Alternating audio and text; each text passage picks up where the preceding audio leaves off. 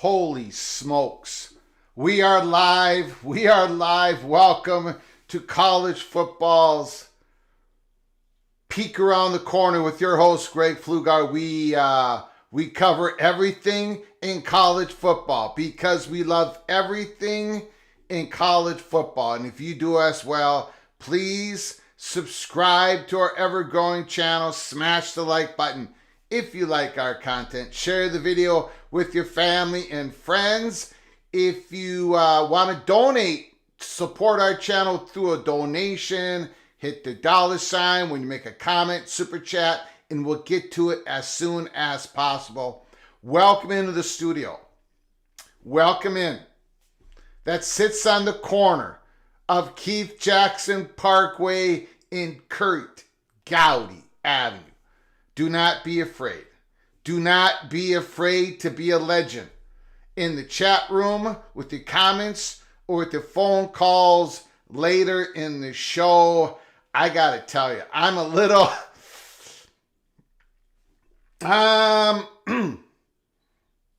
if you follow me on Twitter at Flug Empire, at X, formerly known as Twitter, you know that I was up around 3 o'clock this morning, Central Time. I put out the first tweet about what we were going to do this morning. This is going to be a marathon show. I do not expect you all to stay here your whole morning. Come in and out as you desire. We have got so much to cover. Breaking stories all over the place. I'm going to be honest. I'm a little bit intimidated. I'm a little bit scared because, man, we're not at the beginning. We're not at the middle of the beginning anymore of this ACC drama.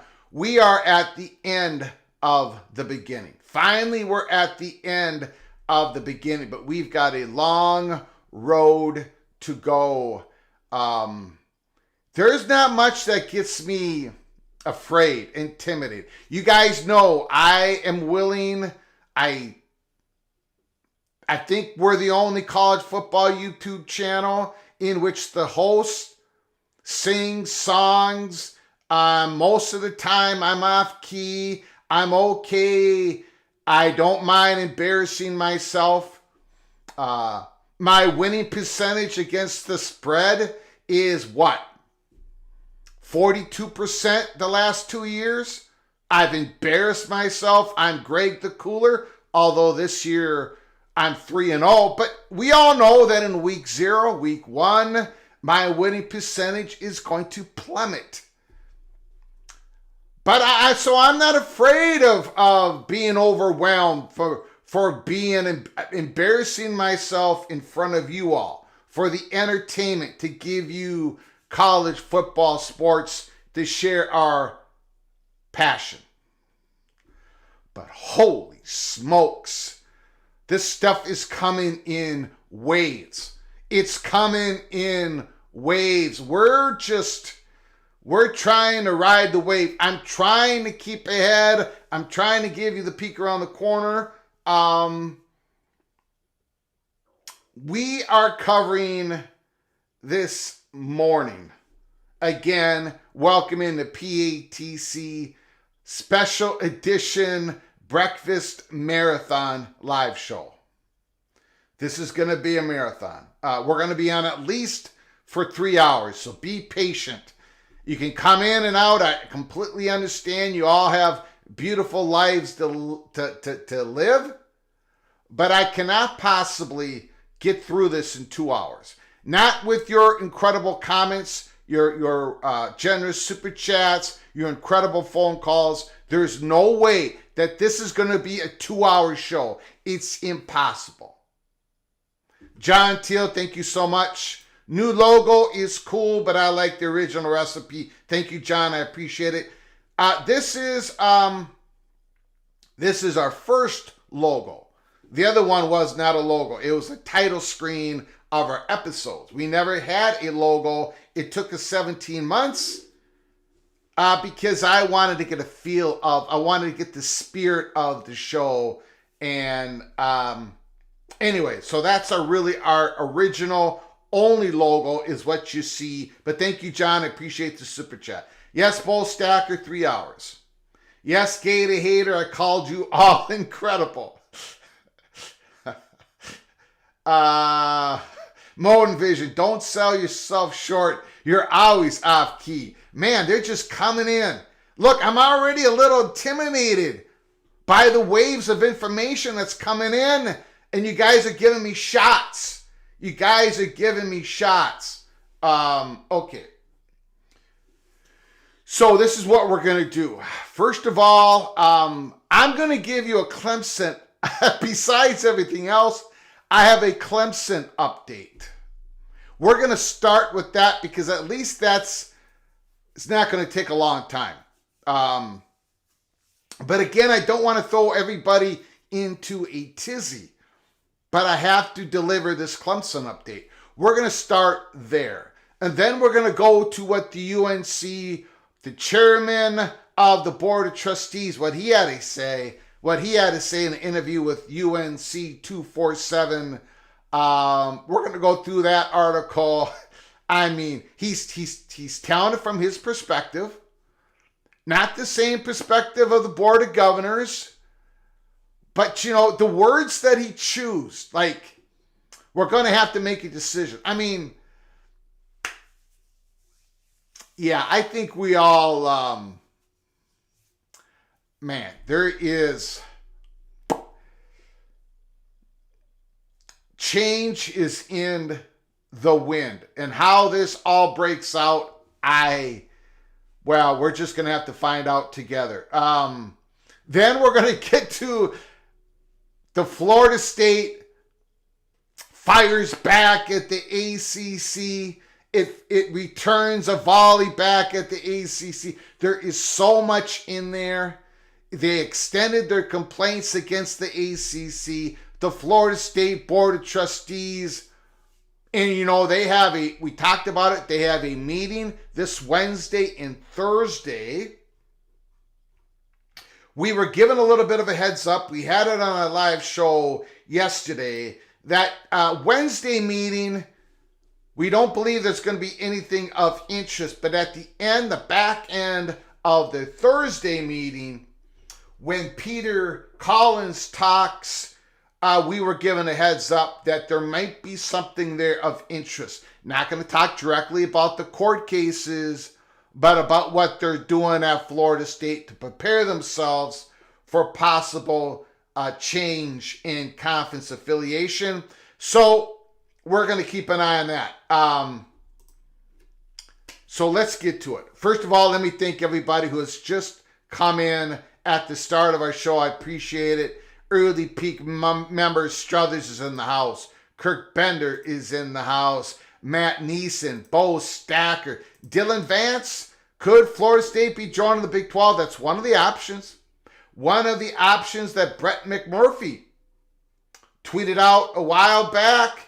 If I can find it, I might not be able to find it because I am not organized. Brett McMurphy, you remember what he tweeted out December 21st, 2023. Florida State starting process of leaving the ACC will have an Oppenheimer-like ripple effect throughout college landscape, source told Action Network. As one of the biggest TV brands, Florida State could land in the Big 10 or the SEC. If those aren't options, the Big 12 sources said. There's also another option. A long shot option. We're going to get into it because that is part of our Clemson update, which we're going to start our monologue with. We have a lot going on. This is an iceberg. And you know how they say the iceberg, only the tip of it is above the surface? Well, what's above the surface is big enough. What's below the surface is even, of course, bigger. We're going to just try to handle what's on above the water line, but we're going to give you a Clemson update that's a little bit below the water line. But we're going to get to that in a little bit here. Gold Black is in the house. John Bennett is in the house. Nick Kelso, early peak member. UNC said what? Ashante Wilson is in the house. Bearcat Steve getting ready for his golfing outing. He's in the house. D5 Terps, Marcus Wood. Yes. You better have something. This is going to be a long one. Now, you might all leave. I might be here alone. You've all got busy lives, but I'm going to be here a long time. It's going to take a long time to get through this. Randy Taylor's in the house. Dylan Vance, I did report the West Virginia league schedule yesterday in our live show. So I did get that out there. I asked the PATC community in a poll if they wanted me to leak that schedule. The vote went like 80% yes. So I leaked it yesterday. Absolutely. Bo Stacker is in the house. Dave B from Canada.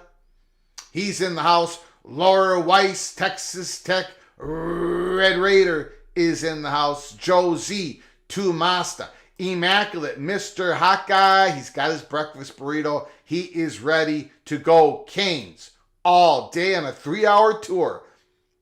And I'm the skipper, right? I guess. Okay, I'm definitely not Gilligan. I don't look like Gilligan, even though I got the black hair. I'm not skinny like Gilligan. Methinks the UN brass are in denial of the political moves in the state. Movie Time Blues. I don't know if they're in denial, but I don't think they're in denial. There's a lot of nuance here. We're going to get to that article. We're going to get to that interview. I think they just have a perspective of, look, The Board of Trustees, the chairman, is looking out for North Carolina, and he's not going to say in an interview where our hands are all tied, our hips are tied to North Carolina State. And you know what? In that proposal that's going to officially pass next month, they're not officially tied to North Carolina State. It's just more complicated. But we're going to get into it. I don't think they're in denial. But I think the Board of Trustees, the chair, was putting on a positive face, and I don't blame him. Kenneth Evans, my coffee is almost ready. BR7062 is in the house. Lewis Pop is in the house. Mr. Monkey Says is in the house. Grateful Trojan is in the house. Stephen McNeely, early peak member. Kyle Visser, whose house? Everybody is in the house. Richard Jones is in the house. Okay, so let's start out.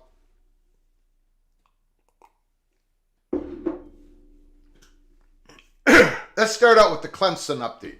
We're going to go Clemson update. We're going to go into the UNC Board of Trustees interview. And then we're going to get to the Florida State. Wow. They returned the volley against the ACC. So much juice in those extended complaints. We're going to go through that. And then at some point, we're going to be going through the Big 12 football schedule. It's being released in about 45 minutes from now.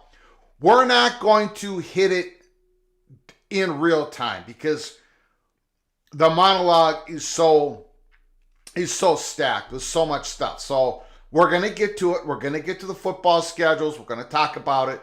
The 2024 Big 12 football schedules are being released officially in 45 minutes from now. Clemson update. So, no, we do not know. I mean, look, if they don't pull the trigger by February 6th, if they don't file, excuse me, a court, if they don't file a lawsuit against the ACC, if they don't follow up what Florida State did by February 6th, we're going to be taking the L here at Peek Around the Corner. We still have not heard anything like, oh, they've backed down, they've stood down because of this, that. They're not going to do it. It's completely silence over there in Clemson. Nobody can get anything, no information. Publicly, privately, it is. They have shut the door. So I don't have an update on that, but I did ask somebody in the industry. I'll just put it that way. I said, is this, if Clemson does not pull the trigger, is that an indication, if they don't pull the trigger here before the winter meetings in February 15th, is that an indication that they did not receive positive information in their third four-party talks across the media company industry and, of course, people who may have in the past represented the Big Ten and the SEC, and those people still have connections in the conference? Is that an indication that Clemson did not get any positive information? Or if they don't pull the trigger, is that an indication that Clemson maybe is a little scared off because ACC has countered suit? ACC is trying to take the voting rights away from Florida State. ACC is trying to take away Florida State participating in ACC meetings. ACC is possibly suing for damages. Would any of that be an indication, if they don't pull the trigger? And the answer was surprisingly no. Okay, so this is what we were told. And take this how you want to take it, but there is a little bit of it doesn't even matter type of answer. Clemson doesn't even care. So let's say they haven't gotten the most positive feedback from the Big Ten or the SEC, or they think a Big 12 wouldn't work out. They still want out. They still want out because Clemson and a few other ACC schools, if Florida State is successful, and there still is this belief that their strength in numbers would help Florida State's case. If Clemson jumps in the water, it would help everybody out. But there still is this, we don't know what the future is, but we know we've got to get out of this grant of rights that go to 236. And one of the options for Clemson, and even for Florida State, it's not the chalk. It's not the second favorite on the board. It's a long shot, but it's a live shot. The option of creating some sort of Frankenstein conference. You remember when everybody talked about the dissolution theory? That 8 ACC schools would vote and suddenly the ACC would disappear and then the grant of rights would disappear. And we reported to you guys for over a year that isn't what's going to happen. It wouldn't work. Everybody was telling us it's more of a theory that's put out. It's not viable. That's what this is, but without the votes. With doing the work in the courts, getting out of the grant of rights. If there's a number, if it really goes pear-shaped for the ACC, there may be a number there where these schools just want to get out, and of course, going to the SEC would be more beneficial for Clemson than staying in the ACC to 2036, going in the Big Ten. But there might be other beneficial options out there, right? Going to the Big 12 might be beneficial, or having 4 or 5 of the highest valued ACC schools that don't go to the Big Ten, that don't go to the SEC, those high-value ACC schools, and then they might pick off a few from, I don't know, where, Big 12, whatever, a Frankenstein conference, but to get out of, from under that grant of rights, from that media deal that goes to 2036, that only jumps up 4.5% per year. And they believe they've been mistreated and you're going to see the extended complaints of Florida State. Clemson has the same feelings as Florida State, and so do other ACC schools. So, no, that's the answer. If Clemson doesn't pull the trigger right now, then, well, we'll have to, I don't know why they won't. Other than they don't want to spend a few $1 million. I don't know. Really, we do not know. We still think they are. Time is running out. It's January 30th, for goodness sake. So, but I just wanted to give you the update that from Clemson's perspective and a few other schools, it's like, even if we don't have the landing spot in the SEC and the Big Ten, it's still risk-benefit analysis still favors taking the risk to go in there into the court to get out from the grant of rights. I wanted to put that out there. That was very interesting. That's the perspective Clemson is holding. So that is our Clemson update. Now, let's get to some major breaking stories last night. We're going to start with UNC Board of Trustees. Focus on athletics' future in the changing landscape. And my, oh my, this is really the first time we've heard from the Board of Trustees. Right? And this is the chair, John Pryor. Man, oh man, I put down your comments and thoughts in the chat. We'll get to you.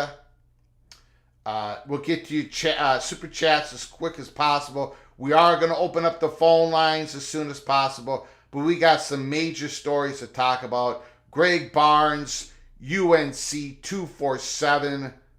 The UNC's Board of Trustees Chair John Pryor offered his thoughts on realignment and UNC's financial challenges in an interview with Inside Carolina. That is Carolina 247. Chapel Hill, North Carolina. The University of North Carolina Systems Board of Governors will vote next month to approve a policy change recommendation that was approved last Wednesday. We followed that story, that requires the system chancellors to provide advance notice prior to executing any agreement to change athletic conference affiliation and obtain approval for a financial plan related to the proposed action. The Board of Governors University Governance Committee approved the recommendation last Wednesday. The policy change comes 5 weeks after ACC member Florida State sued the league for media rights mismanagement and draconian withdrawal penalties. UNC was one of the 7 ACC schools last spring that met to determine if there were any potential cracks in the league's ironclad grant of rights agreement. In September, Carolina joined Florida State and Clemson and voted against the conference expansion that added Stanford, California, SMU to the league membership.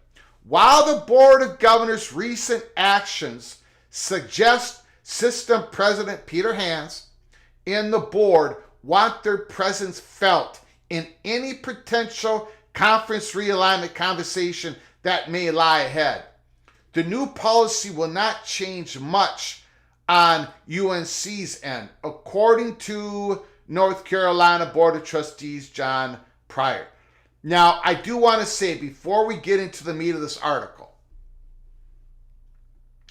there has been consternation among North Carolina Tar Heel fans, right? When that proposal, that recommendation passed Wednesday, there's been a lot of heat saying, geez, now we got to go wherever North Carolina State goes. We can't leave without them. That's not what the proposal says.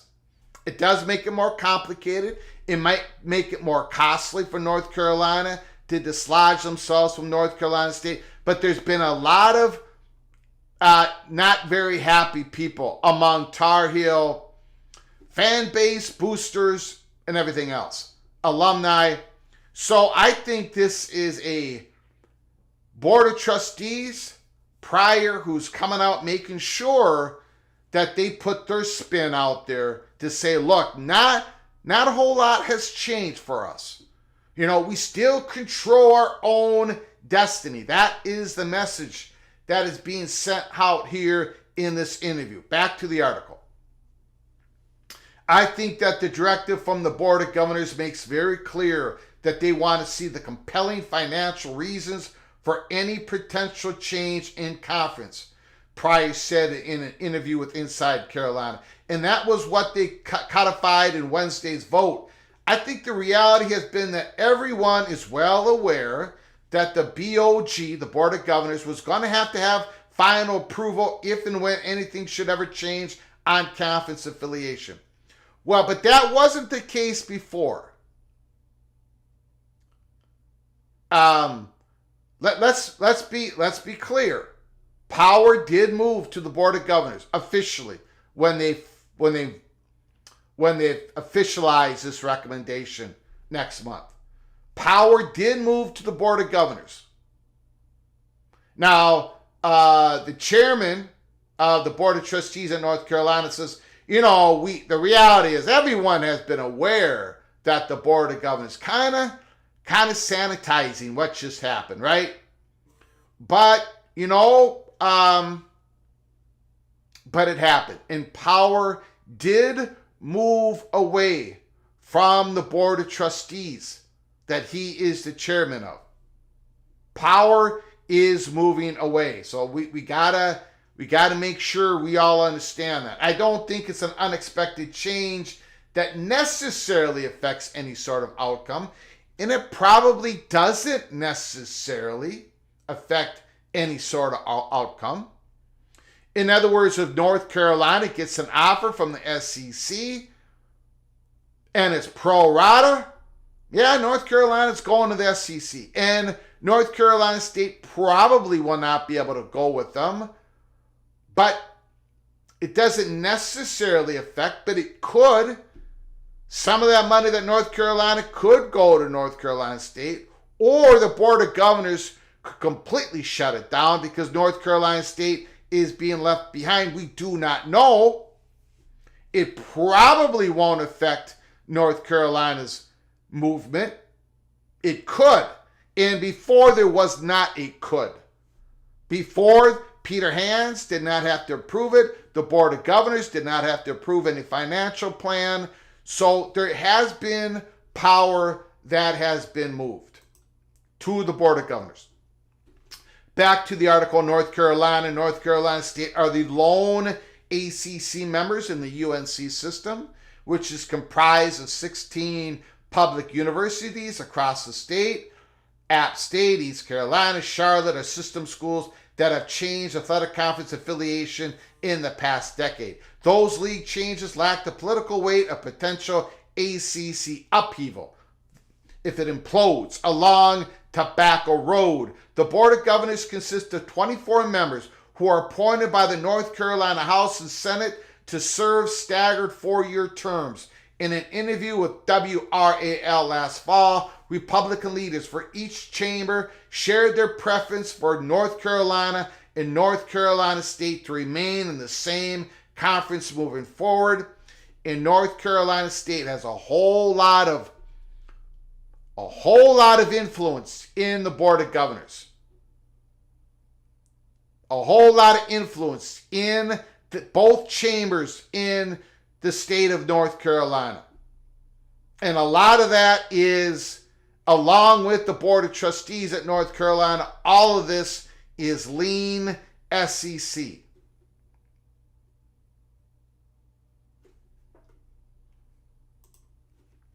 There are all kinds of political considerations, and that's something that the Board of Governors can address, Pryor said.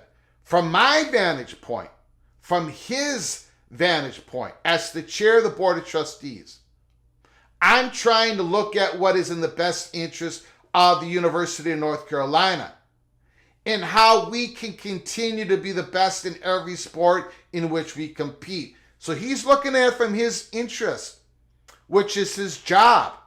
The Board of Governors, they have to look at the interests of North Carolina as well, but they're also going to have to look at the interests of North Carolina State.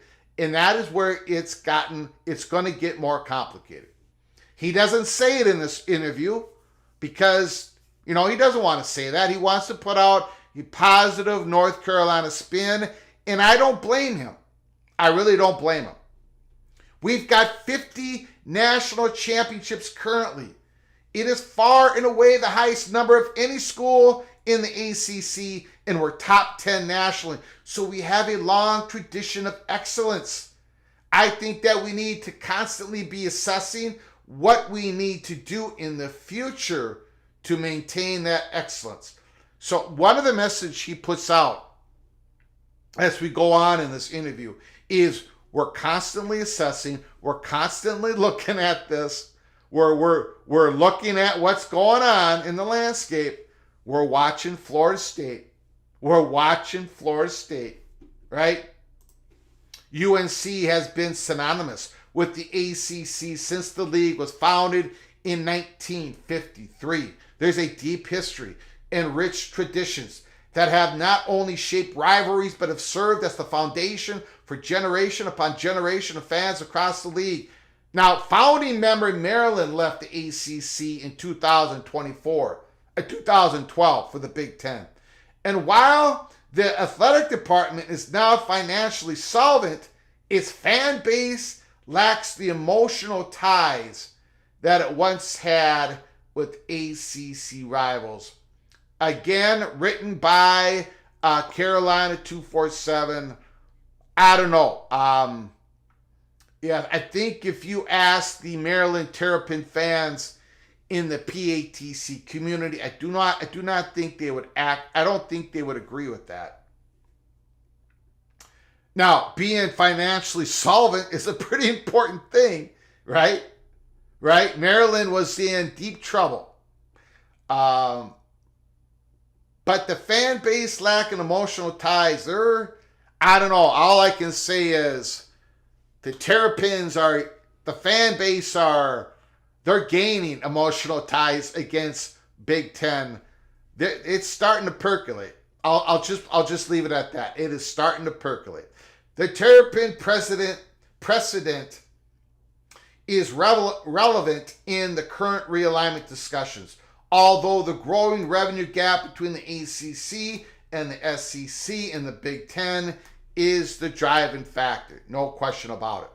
I think that anyone who grew up in North Carolina or a fan of Carolina from the neighboring states and grew up in Atlantic Coast Conference has fond memories of the Jefferson Pilot TV ads, Sail with the Pilot, and the feeling of nostalgia to the Atlantic Coast Conference. Pryor said, all that is definitely true.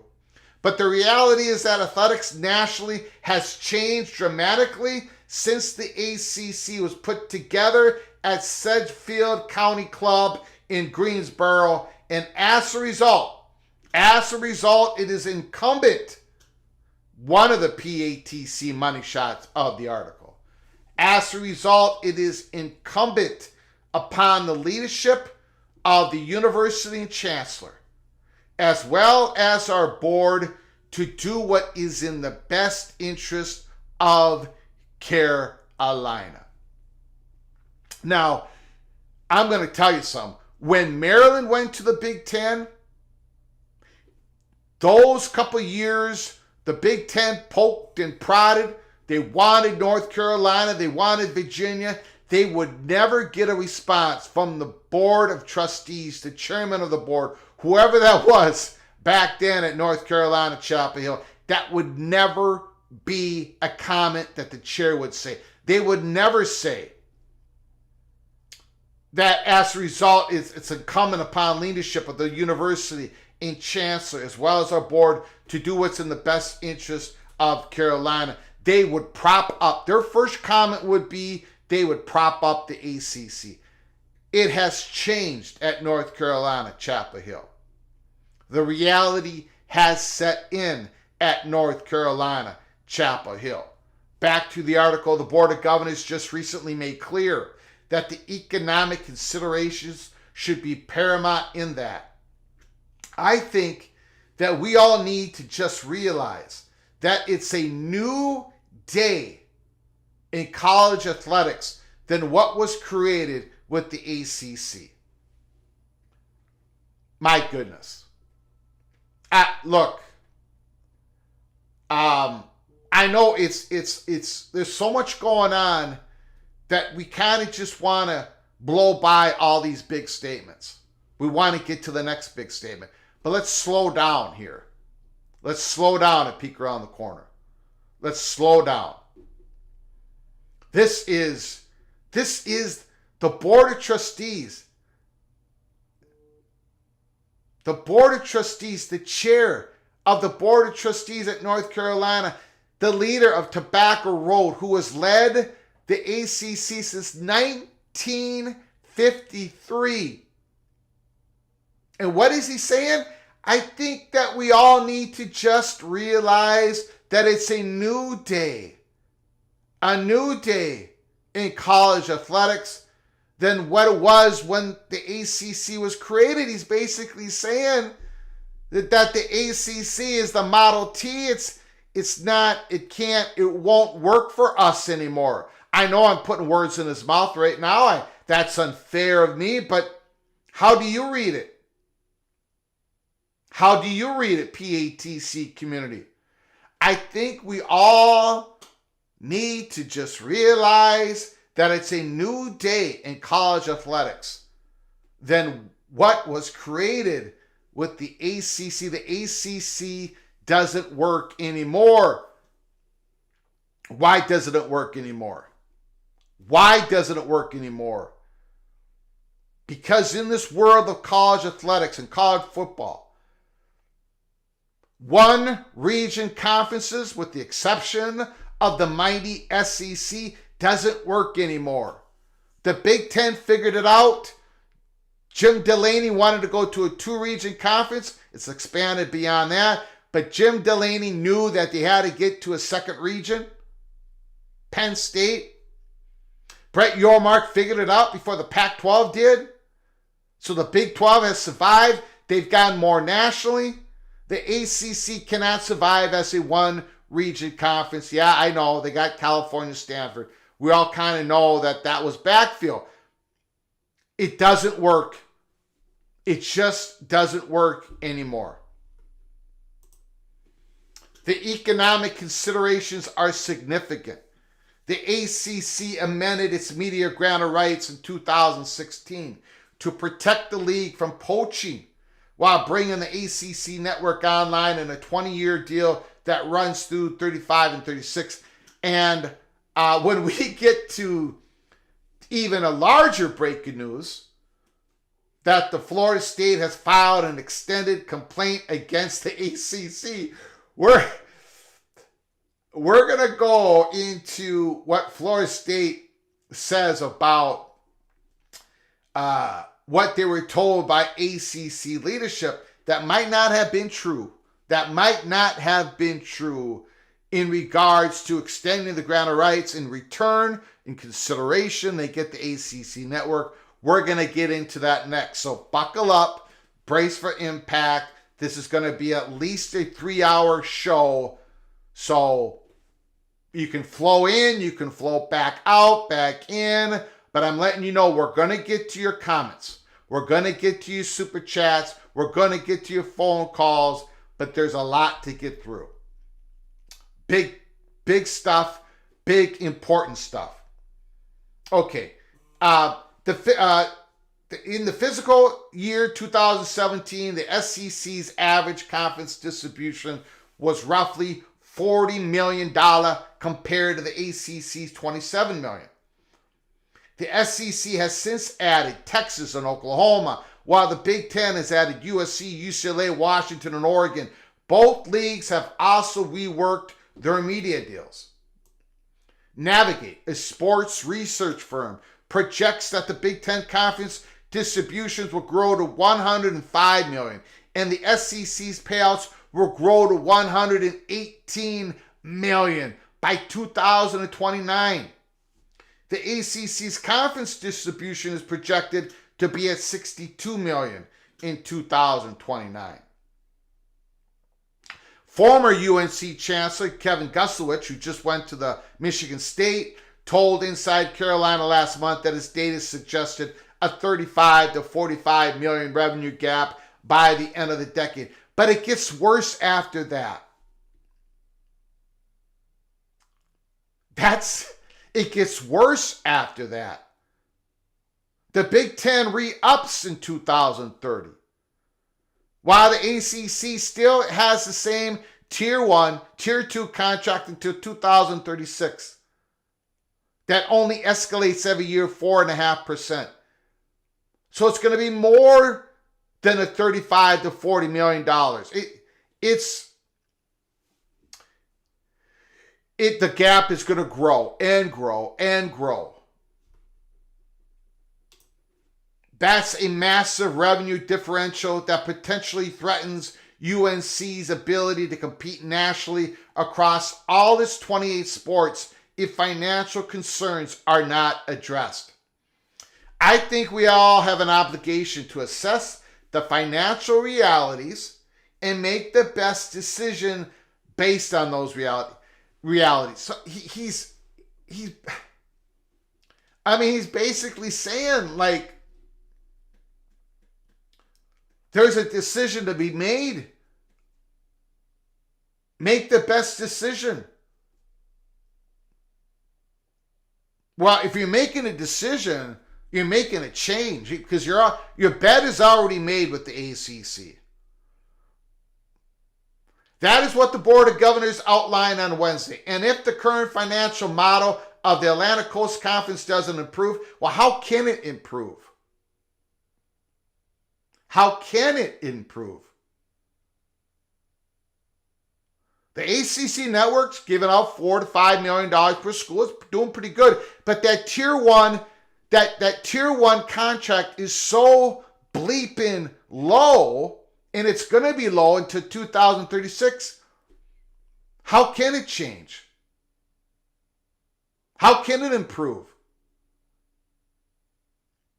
Are there about 6 more SMUs out there that is willing to join the conference and you just scoop all their revenue that they get for pro rata from ESPN? That's not going to work, because then ESPN is definitely going to give the knife in the back to the ACC by February 2025. Anyway, back to the article. And if the current financial model of the Atlantic Coast Conference doesn't improve, then it would cause real concern about how Carolina can continue to maintain its excellence in athletics. Football has become the primary revenue driver for Division I intercollegiate athletics. The University of Texas reported $183 million in revenue in 2023. North Carolina reported $67.3 million in football revenue, which is more than double the men's basketball total of $31.7. So even though the basketball program is incredibly valuable compared to other basketball programs across the country, North Carolina's football program still doubles up in revenue over the basketball program.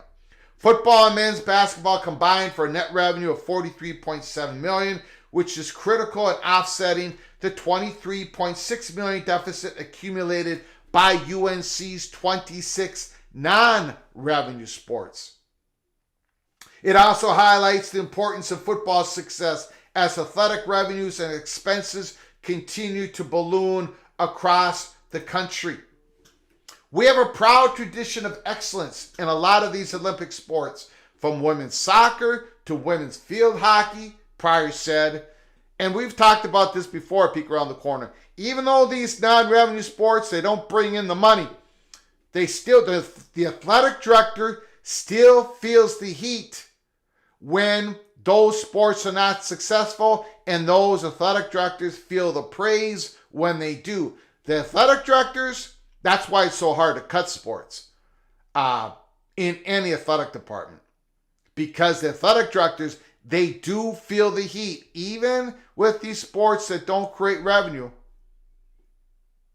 it's incumbent upon the athletic directors to find success, enough success among the Olympic sports, non-revenue sports. We are so, back to the article, we are so lucky to have Aaron Matson as the field hockey head coach. So lucky to have Jenny Levy with women's lacrosse and so on. The reality is we have more Olympic sports than just about any school other than Stanford. Which, by the way, this North Carolina having all these sponsored sports, culturally, it's more in line with the Big Ten than the SEC. So keep that in mind. There has to be some consideration of the costs associated with them and the number of programs in total. There has to be some consideration of the costs associated with them and the number of programs in total. It sounds like North Carolina might be on the brink of potentially cutting some of their sponsored sports. So obviously we have to look at the expense of those Olympic sports and what we might be able to do to offset that expense and cost in the future by increasing revenue.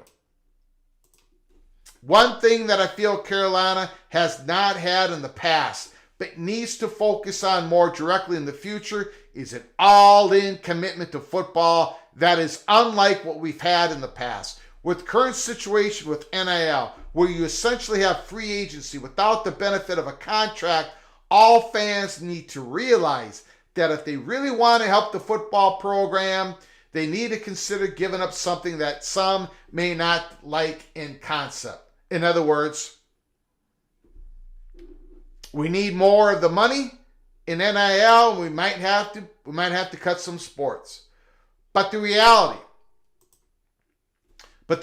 is having a well-funded NIL collective is essential to on-the-field success. And this has been evidenced by teams that were not competitive previously playing for a championship after essentially creating new rosters through NIL. That means everybody, whether or not you can write a big check, medium-sized check or a small check.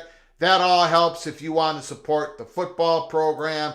And finally, in this article, Price said that it's incumbent upon UNC's leadership, including interim chancellor Lee Roberts, to evaluate the ongoing developments within the ACC and across the country to ensure the university is prepared and ready to do the best thing for maintaining Carolina's academic and athletic excellence moving forward. To evaluate the ongoing developments within the ACC, Florida State, everything that's happened in the Florida State and Leon County, Mecklenburg County, the acts of what the ACC has done to Florida State and vice versa. And then, they have to ensure the university is prepared, ready to do the best thing for maintaining Carolina's excellence and academic and athletic excellence moving forward. Well, again, there is not much more that the ACC can do. Let's be blunt. There's not much more that this unequal revenue sharing. There's only so much there.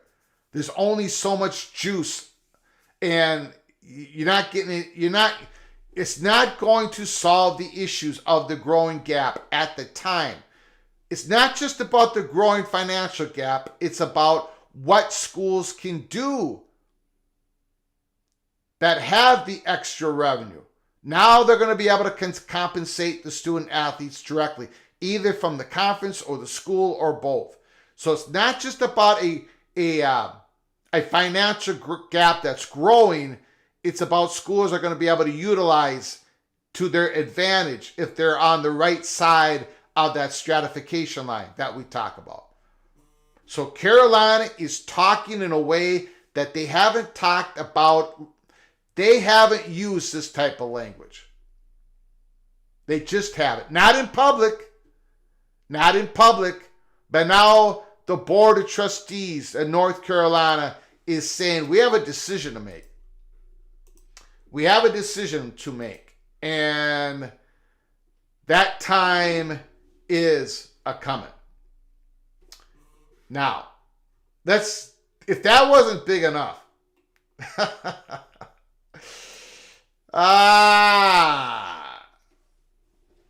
okay.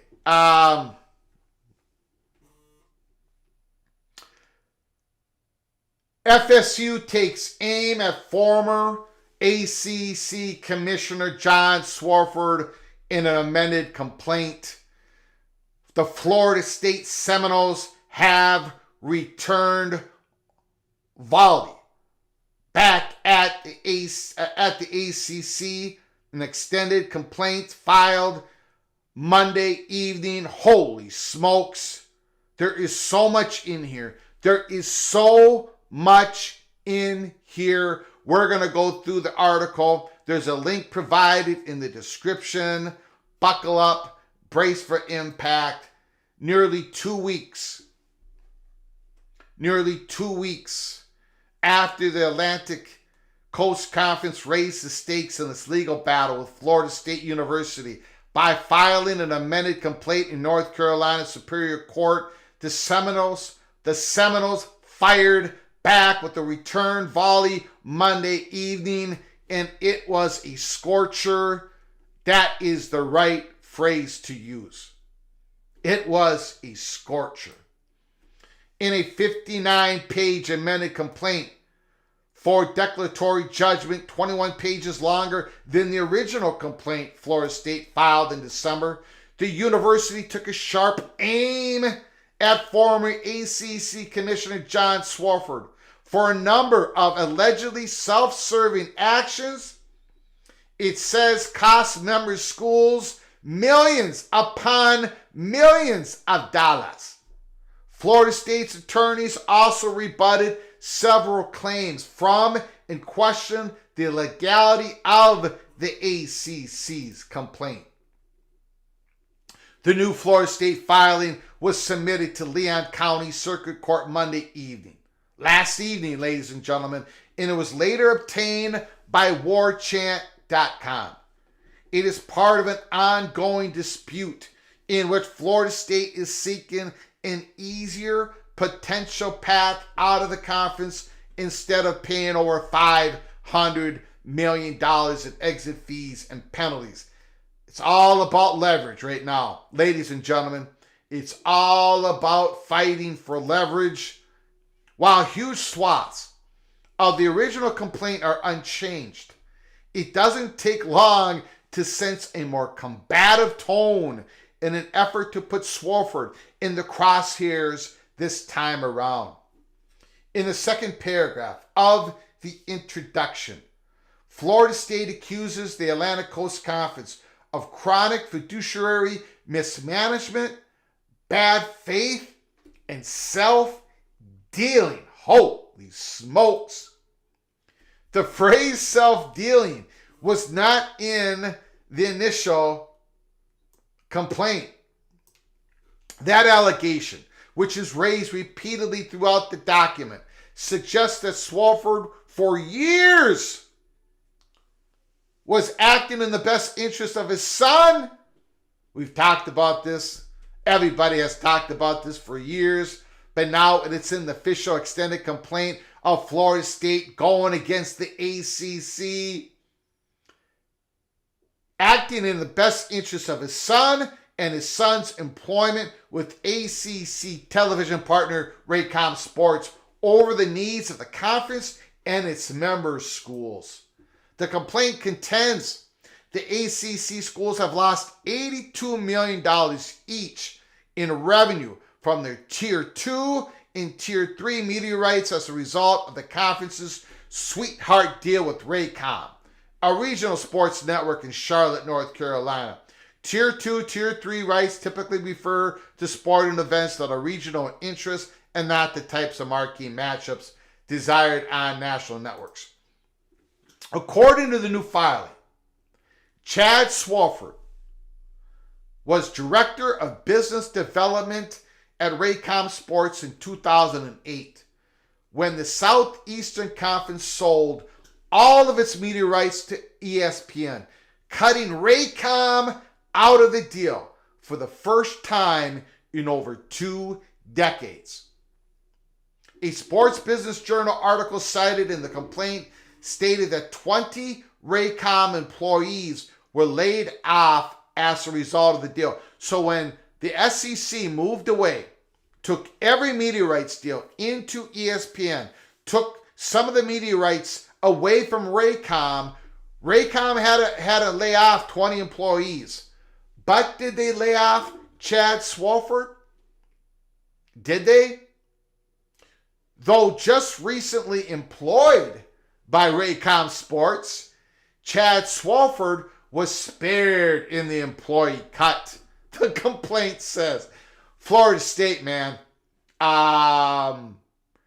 they are targeting Swofford and what he did to benefit Raycom, his son, his family, versus the universities of the ACC. The complaint states, noting that roughly 80% of the media outfit's revenues were coming from the ACC at the time. And when the conference media rights came up for bid on the open market in 2010, Florida State alleges John Swofford made it clear to ESPN and Fox that Raycom needed to be involved in the package. Why was that? I wonder how much Florida State, how much communication they got on that. I bet they have some documentation, right? Some emails, something to that effect. Easily proved that John Swofford made it clear to ESPN and Fox. Maybe Fox has given some of that. Maybe cloak and dagger. Maybe Fox Sports have given some documentation to Florida State to say, yeah, look what John said. Look what he said to us. Look what he told us at Fox. Raycom needed to be involved in the package. Holy smokes. When is smoke clear? With the ACC members, Tier 2 and Tier 3 media rights as barter, Swofford cajoled ESPN into entering into a separate sub-licensing arrangement with Raycom Sports, under which the ESPN sub-licensed to Raycom Sports a package of content in exchange for which Raycom paid to ESPN a reported $50 million a year, according to the complaint. Wow. Holy smokes. The Raycom Sports partnership has cost each ACC member several $millions and continues to depress the value of their media rights and the cost and success of their prestige network through today.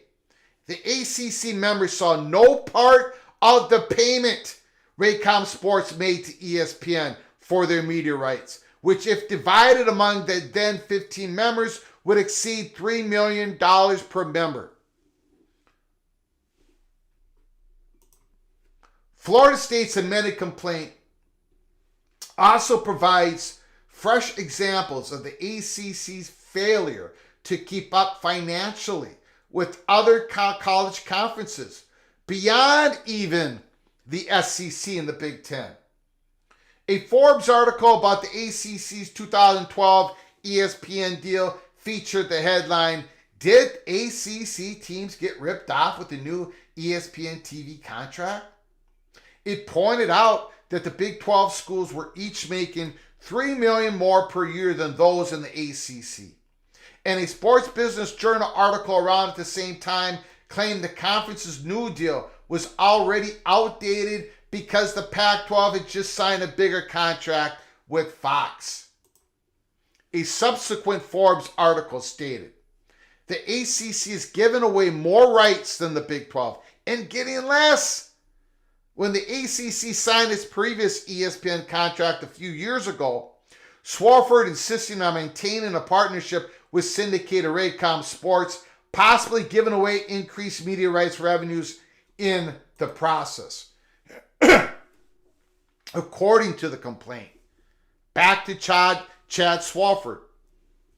According to the complaint, Chad Swofford was promoted to senior director, new media and business development at Raycom in June 2012. He just came on a board.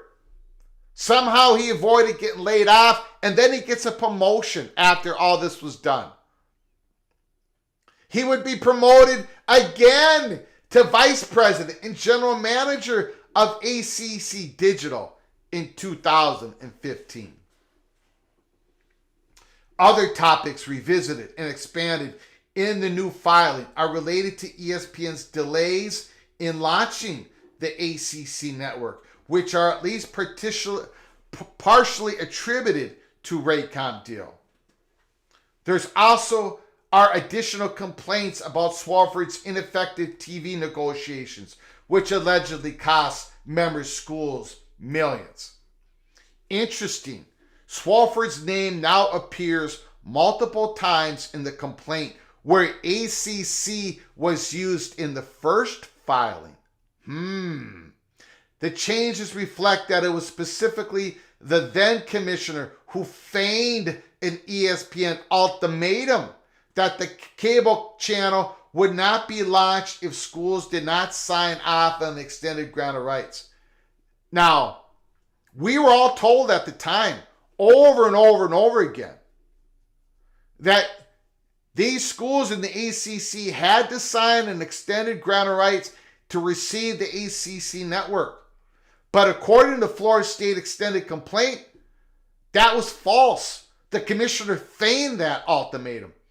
What documentation, what communication does Florida State have? What does Clemson have? What does Carolina have? What does Miami have? What do they have that shows that this was false? They must have something. Florida State must have something. If they've got something, If they've got that alone, and the ACC knows they got that, well, we're going to a settlement. I'm going to read that again, then we're going to go back to the article. The changes reflect that it was specifically then commissioner who feigned an ESPN ultimatum that the cable channel would not be launched if the schools didn't sign off on extended grant of rights. Swofford now represented to the members that ESPN had issued an ultimatum. Unless each ACC member executed an extension of the ACC GOR for a full 9 years beyond the expiration date from 27 to 36, ESPN would enter into no further media rights agreement with the ACC, meaning there would be no prestige network for the ACC launched by ESPN, the complaint states. Florida State is saying that that is false.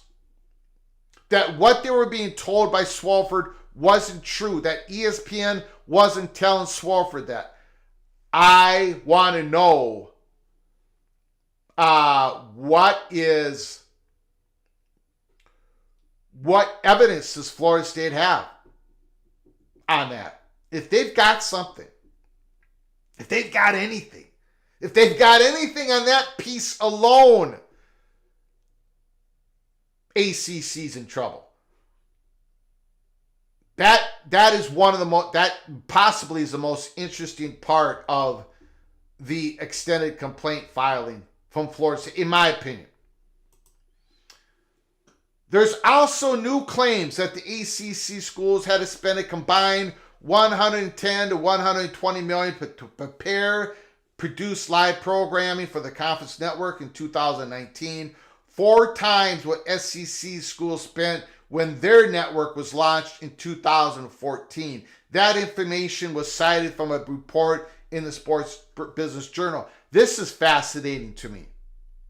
We were told report after report from the ACC. I remember this. Don't ask me how I remember this. I just do. I remember that each ACC school was going to have to spend something like $3 to $4 million internally. That's a lot of money. But they were going to come up with it. They would have to come up with that money. They get their facilities, their athletic department ready for ACC Network for the digital component. So that would have been, at the most, like $40 million, $50 million. But Florida State is saying that combined all the schools, it costs $110 to $120 million. So again, if that's reality, it didn't match up to the reporting that ACC was saying at the time. Toward the end of the new filing, Florida State disputes the ACC's January 16 amended complaint seeking damages based on 6 claims, including that Florida State breached its contract with the ACC, breached confidentiality in the media rights agreement, and breached fiduciary obligations and obligations of good faith. Neither the Florida State Board of Trustees nor Florida State have ever been asked by either the ACC or ESPN to sign any sort of confidentiality or non-disclosure agreement. And no such agreement exists, the complaint states, adding there are no mentions of confidentiality or trade secrets in the grant of rights or in the GOR extension. To the contrary, Florida State attorneys argue Florida State's constitution requires that all these ACC media-related documents be deemed public records. There is no provision in Florida law by which the Florida State Board of Trustees or Florida State is authorized to waive the applicability of Florida's Public Records Act, the new complaint states. Florida State also notes that Florida Attorney General Ashley Moody has informed the ACC that the grant of rights and other agreements between the conference and ESPN are a property of a public university and should be turned over to her office. The final new portion of Florida State's amended complaint, and we reported on this. We reported on this on January 9th. I don't know if anyone else has talked about this. Maybe they have. We've been so busy at Peek Around the Corner, we have not been able to watch a whole lot of other people's content. But I got to tell you, I haven't seen any articles on it, but we reported this through our Florida State Money Perch on January 9th. We're gonna watch a little bit of videotape on this. The final new portion of Florida State's amended complaint focuses on the ACC's unprovoked lawsuit against the university, which was filed one day before Florida State Board of Trustees voted to file a complaint against the conference. Along with pointing out that the ACC took it upon itself to make many of the conference's financial agreements public by filing a complaint against the member school, Florida State also contends the conference didn't follow the necessary steps to take legal action.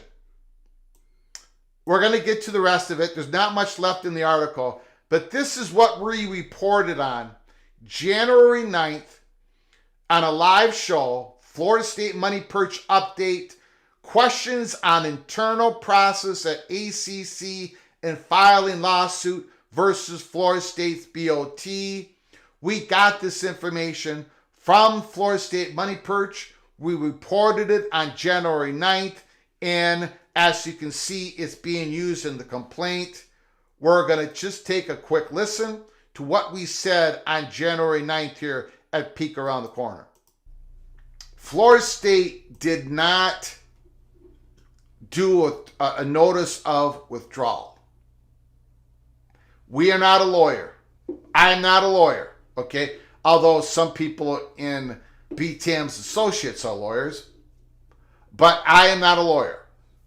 I don't know what the guardrails are for the ACC commissioner. He can do a lot of things once a university has declared their notice of withdrawal. Florida State did not do it. They did not do that. They did not give a heads up to all the university presidents in the ACC. So Florida State would want to know by what authority did the ACC prepare this and then did a lawsuit against Florida State's Board of Trustees. Florida State, imagine if the ACC, if it wasn't Florida State, imagine if the ACC filed. Okay, we don't have to hear anything more on that, but basically, Florida State Money Perch told us that. We reported on that. Whose authority did the ACC act on when they filed that lawsuit a day before Florida State filed their lawsuit against the ACC? We're going to go back. We're going to go back in the article here.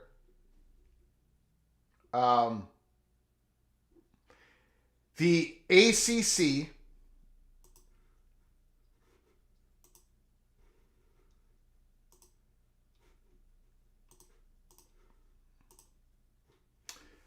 Florida State also contends that the conference didn't follow the necessary steps to take legal action. The Seminoles say the ACC Constitution requires the conference give notice of a meeting of its board and then secure 2/3 majority vote before the initiation of any material litigation involving the conference. Nowhere in either of the two complaints the ACC has now filed an unprovoked ACC lawsuit does the ACC purport to have compiled with this mandatory precondition or purport to assert that its members had prior notice of the lawsuit. In other words, other members did not have notice. As part of its original lawsuit, Florida State is asking the circuit court to rule that the grant of rights, which could cost the university approximately $442 million in media rights and broadcast fees over the next 13 years if Florida State leaves the ACC, is unenforceable under Florida law. The university is also arguing the ACC's exit fee of $130 million is punitive, and when combined with the Gore penalty, is grossly excessive.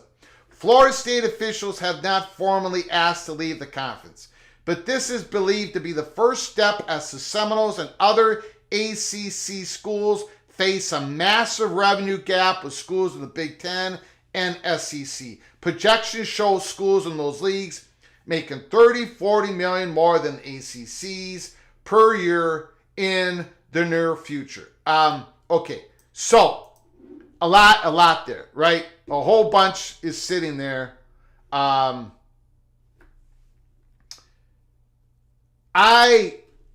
biggest part of this for me is, does Florida State, in that complaint, they're saying that Swofford, besides all the Raycom stuff, that Florida State knew, or Swofford lied to Florida State and the other schools. When Swofford said to them, ESPN is saying you have to extend the grant of rights from 2027 to 2036 or we're not getting the ACC network. Florida State is basically calling out Swofford, the head of the ACC, the commissioner at the time, and said he feigned it. He lied. For Florida State to put that in their complaint, I'm going to try to find it here real quick. I probably won't be able to find it. To me, that is the money shot. That is the most important part of this whole entire matter. If Florida State actually has evidence in that, it's absolutely massive. If Florida State has evidence that Swofford lied about that, then there's no... The ACC's in trouble. They're going to need to settle. That, to me, is the biggest part of this extended complaint. I did not read that. That wasn't part of the first filing, and they just... Did they get some documentation? Can you guys hold on 1 second? I want to clean up my ticker. Hold on. I do apologize for this. Hold on. Everybody hang on. Hold on. We got some issues. Once again, we got issues in the studio because the host is incompetent. Hold on.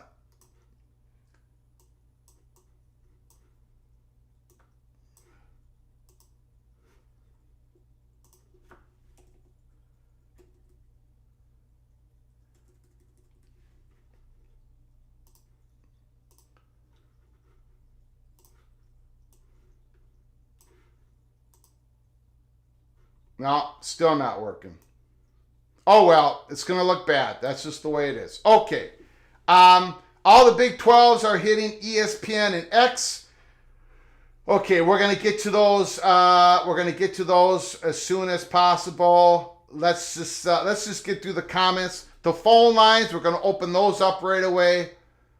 Breaking news all over the place. North Carolina Board of Trustees interview with North Carolina 247. Given all indications that North Carolina is going to have to make a decision. North Carolina is going to have to look out for North Carolina. And the Florida State, they volleyed back at the ACC using John Swofford, using that relationship with Raycom, nepotism, Chad Swofford, and Florida State. I think the biggest part of that extended complaint is Florida State saying, look, you lied to us. We did not have to sign that extended extended grant of rights all the way to 2036 for the creation of the ACC Network. You feigned it. You lied to us. They must have some sort of documentation. And did they get that documentation from Fox? Because Fox was mentioned in the article. Chris Hughes. So for 20 years, the ACC members, including Florida State, failed to conduct proper oversight of Swofford and never held him accountable. Maybe now, look, I mean, like right now, I understand that. Thank you for the super chat, Chris. But right now is the Big Ten overseeing everything Tony Petitti says to them? Are they doing FOIAs? Are they trying to check? Are they going behind Tony Petitti's back and checking with Fox and CBS and NBC to make sure Tony Petitti's saying everything accurate to them? I mean, some of this, at some point, you got to trust your commissioner at some point. If Swofford was lying up and down in regards to the negotiations with ESPN, the commissioner is one of the biggest jobs the commissioner has is to look out for the conference and the institutions in that conference in their dealings with their media partners. If Swofford was lying to the institutions,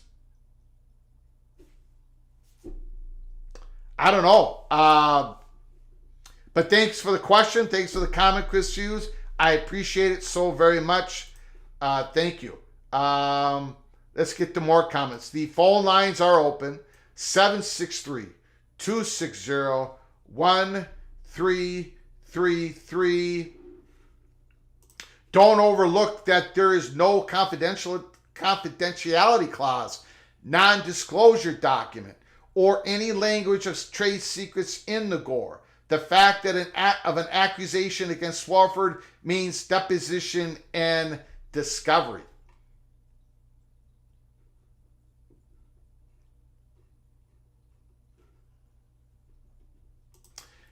Jen, Mrs. Seminole, ACC heads are so confused the school isn't bending over and taking it.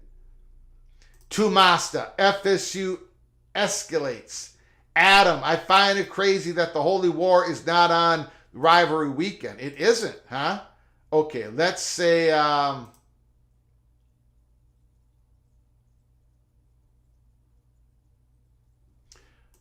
Okay, well, let's see. I'll try to catch up on the Big 12 scheduling here.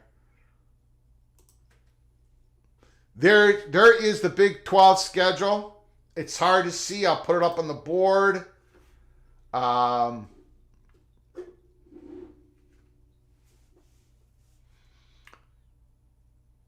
Arizona's first conference game is September 14th at Kansas State.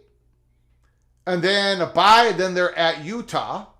Arizona State starts their conference schedule against Texas Tech on the 21st. Baylor starts their conference schedule in the second week against new Big 12 member Utah. Baylor at Utah. BYU at SMU. BYU plays Kansas State on the 21st. UCF's first Big 12 game is at TCU, September 14th. Cincinnati plays Houston on the 21st. At home, Houston, Colorado. We just met. Boy, they got a nice, interesting schedule. North Dakota State, that's not going to be easy. At Nebraska, that's not going to be easy. Rival game against the Rams of Colorado State. Then they play Baylor at home. Houston, their first Big 12 game is September 21st at Cincinnati. Iowa State, again, they play their rival Iowa. Their first Big 12 game is not until September 28th. They're at Houston. The Kansas Jayhawks play West Virginia at Morgantown, September 21st. Kansas State's first Big 12 games against Arizona. Oklahoma State, first Big 12 game is Utah. September 21st, Texas Tech at Arizona State. Utah, first games against Baylor. West Virginia, first home games against Kansas. We'll be going over more of that, I'm sure, later. I'll do an episode on it later on this week. There it is, Big 12, the new Big 12. The new Big 12. The rival games, Arizona State. Baylor, Kansas. This is how they're finishing the season. BYU, Houston. UCF, Utah. So this isn't, they're not using the last week as rival weekend. Utah and BYU are playing November 9th. Interesting. BYU and Utah are playing November 9th. Kansas and Kansas State are playing October 26th. So it looks like they might got the couple rival permanent games that they do have in the Big 12 are scattered throughout the schedule. That's what it looks like to me. Anyways, let's get back. The phone lines are open. 763-260-1333.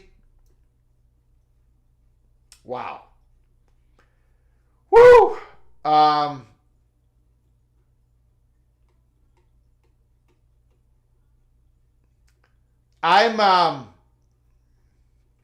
again on the Florida State complaints.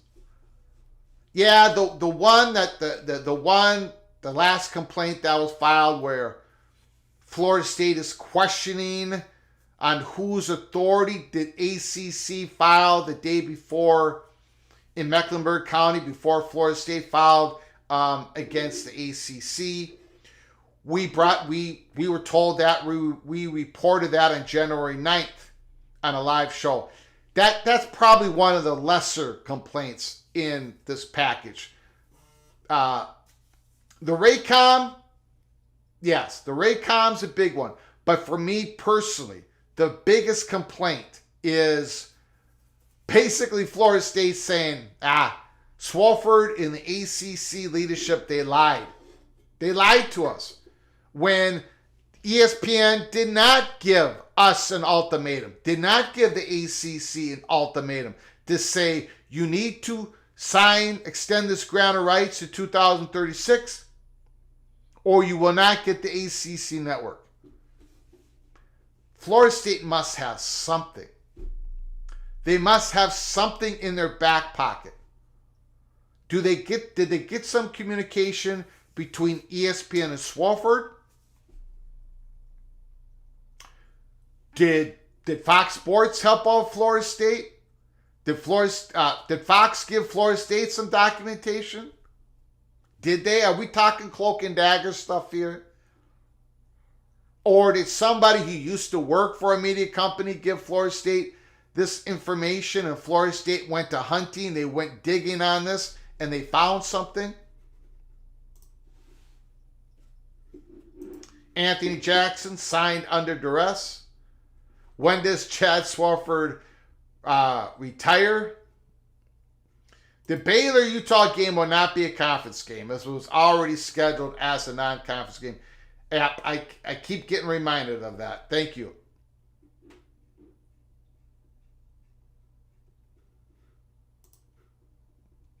I think this is the question. I got the keys, Keith Moore. If Swofford lied and Florida State has the evidence, they put it in their amended complaint, there's got to be something there, right? Or is Florida State playing fast and loose? Phone lines open, 763-260-1333. We're going to look at more of the schedule that just came out. Oklahoma State versus Utah, September 21st. 2 7 7-year quarterbacks.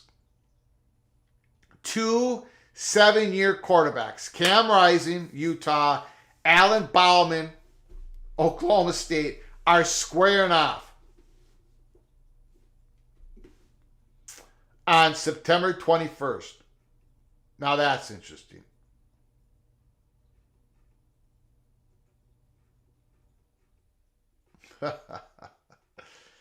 Woo! Jason Shear of Arizona gives some thoughts to the Arizona schedule. Interesting, 2 dates aren't decided. Means we will see a Friday or Saturday game for Kansas State and a Thursday, Friday, or Saturday game for Houston. There's no brutal stretch like there was for Arizona this past season.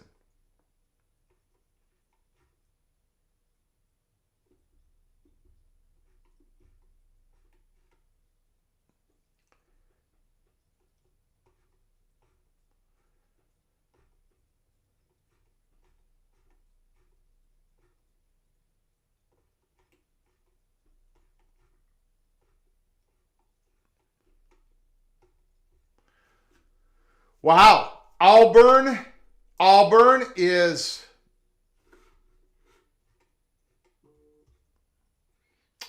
set to hire DJ Durkin as defensive coordinator. Interesting. Auburn is hiring DJ Durkin. I don't know. He's had success when it comes to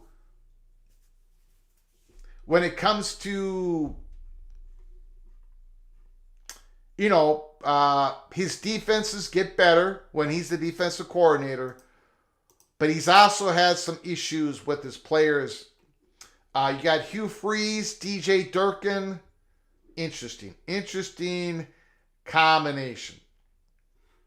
The Big Lubbock. Why does Texas Tech always have to go to Ames in November? Why can't we play them in October or late September? Swofford making George Kliavkoff look good. Oh, boy.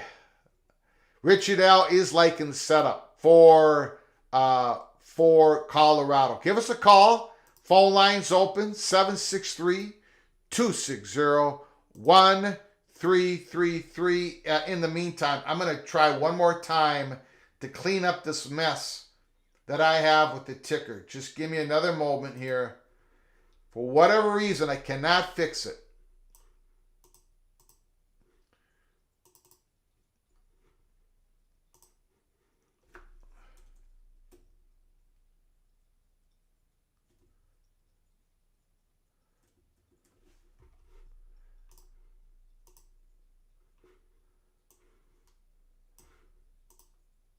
There we go. Now it's fixed. Holy smokes.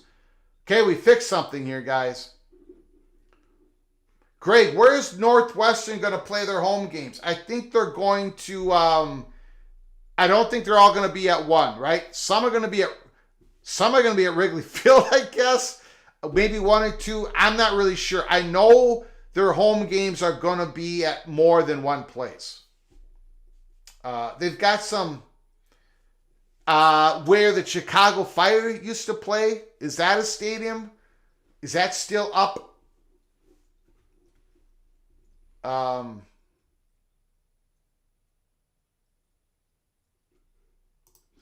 That's true. Canes all day. I don't think Auburn's football program has ever cared much about public perception. Durkin is on the comeback trail, I guess. He's had success. There's no question about it. He's had success as a defensive coordinator. We'll see. We'll see. That's interesting, though. Interesting hire. Again, we're still waiting. Has there been any reports on the Seattle Seahawks or the Washington Commanders? Let me know, PATC community. Has the Washington Commanders or the Seattle Seahawks, have they hired their head coach yet? Because here in this college football YouTube channel, the Rebel Outpost college football YouTube channel, We're waiting to see if Dan Quinn gets one of those 2 jobs. And then we're waiting to see if Chip Kelly, the head coach of UCLA, joins Dan Quinn as the offensive coordinator. I am waiting on that. We're supposed to. I read somewhere that in the middle of this week, Wednesday, Thursday, we're going to find out about the Washington Commanders. But we'll see. Steven says no. Neither. Jared says no. Where's reported Jerry? Jerry's having a black coffee. Strong black coffee here Tuesday, January 30th. Jerry is the PATC Holy Smokes Theater. We're going to have to update the Holy Smokes Theater on a show sometime this week. There is way too much going on for us to think. So we've covered North Carolina Board of Trustees, the chair. We've covered the Florida State big news. We're dabbling into the Big 12. We started the monologue with the Clemson update. For those who missed it, I just want to, I'm going to give that right now, Big Ten fan. There was a Clemson update.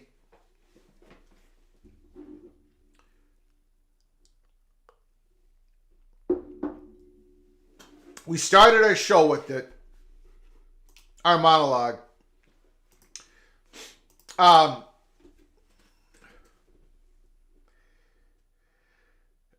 It isn't, we still don't know if they're going to pull the trigger. We thought they're going to pull the trigger, right? If February 7th comes and Clemson hasn't pulled the trigger on following Florida State into their own South Carolina courts and filing a lawsuit against the ACC. If it doesn't happen by February 7th, we're going to be taking the L on here. Peek around the corner. No question about it. No, our Clemson update is not telling us, yes, they're definitely going to do it, or why they're pulling back, or whatever. Nobody is talking at Clemson. Nobody. It's completely shut down. The walls are shut. The local reporters, the beat writers, Clemson website, all these news and observer, nobody can get any information. Nobody will take an interview. Nobody will take a comment. Nobody will take a no comment on the record. There's nothing going on. Nothing going on. But I asked the question to somebody in the industry. That's all, I'm just going to say it. I asked the question, is Clemson not pulling the trigger? Let's say they don't pull the trigger. Is it because they did not receive enough positive feedback and third-party talks with media companies or with the SEC, with the Big Ten? We asked that question because a lot of you have said, maybe we're not hearing from Clemson because they don't have a landing spot in the Big Ten and the SEC. We were told, no, that would not be the reason, because Clemson's perception is it don't matter. It don't matter if they have, it doesn't matter if, now we don't know this for sure, but let's pretend, for the sake of discussion, let's pretend the SEC and the Big Ten have both said, in a way, non-official way, third-party talks, no direct talks, but that the Clemson has gotten a feel that they would not have a landing spot in the Big Ten or the SEC. It still would not stop Clemson. Because there are other options out there that Clemson would rather have than staying in the ACC until 2036. You know, the Big 12 could be somewhat of an option. Remember, if the price gets hammered down to 0 or 100 million or whatever that settlement is, it still would be beneficial for Clemson to follow Florida State in the courts and get this done. But it's even beyond that option. It's the option of staying in the ACC gore is the worst case scenario. Almost the worst case scenario. The other worst case scenario is man, it costs 700, 800, 900 billion dollars to get out of this. The courts confirm the grant of rights validity. There's no way out of this unless you pay math. That's the worst case scenario. The second worst case scenario is for Clemson to get out, is to stay in the ACC to 2036. But a much better scenario is for Clemson to pay some money to get out of the Gore. And even though they can't get to the SEC or the Big Ten, there's some other potential. There's some other possibilities. For example, if that number is really low, if there's multiple ACC schools that are willing to pay the settlement and they don't have landing spots in the Big Ten to the SEC, they could create that, a Frankenstein conference. Have 4 or 5 of the most valuable ACC schools that don't land in the SEC and the Big Ten, maybe pick off a few Big 12 schools or some other schools, and they can get a better, shorter TV deal, a better TV deal than they got now. It's a long shot. It's not what Clemson would like to do. They would like to go to the Big Ten or the SEC. But that is an option out there. That if the number is so low, if the settlement is so low, it's better to pay the settlement, free yourself from the Gore, and have yourself available to other options that we haven't even thought of. This is what Clemson is thinking, according to what we were told from somebody who does investigation reporting and all that. So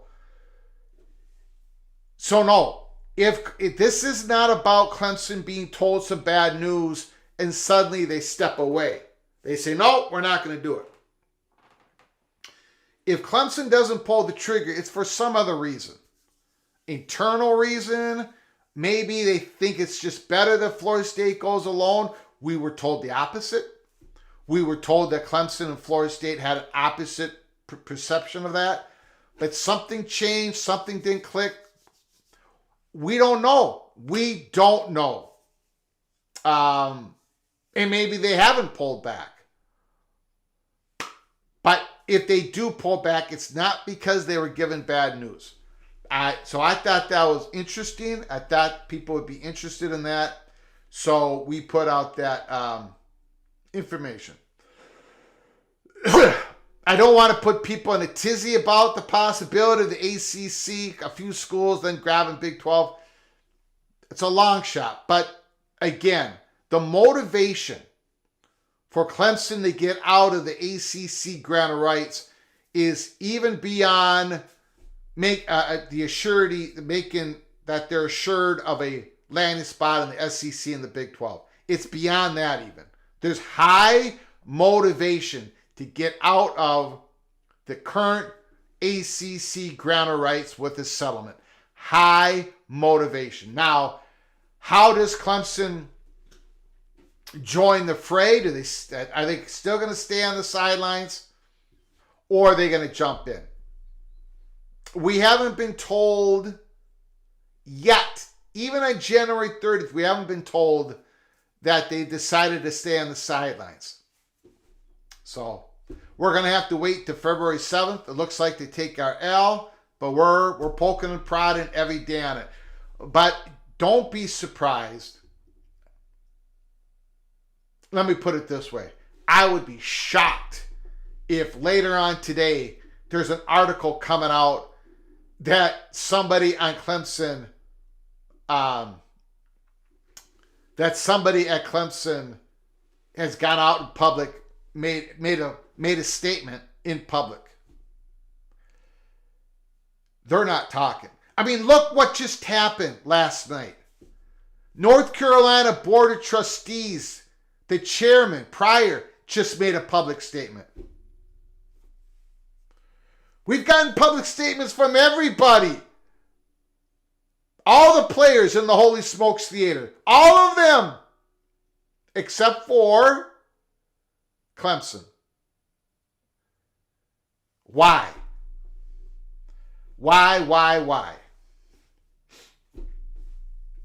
I don't know. The phone lines are open. Give us a call, 763-260-1333. Talk about anything in college football.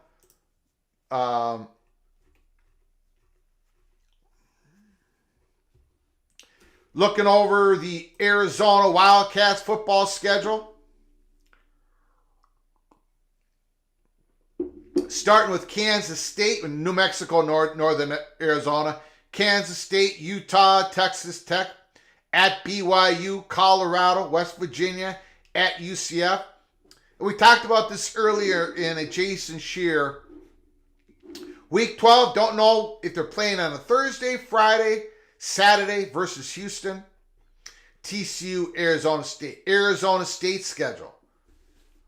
They begin their conference schedule, Texas Tech, September 21st. Kansas, Utah, Cincinnati. Oklahoma State, UCF, Kansas State, BYU at Arizona to finish off the year for the Sun Devils. The Baylor Bears, Utah.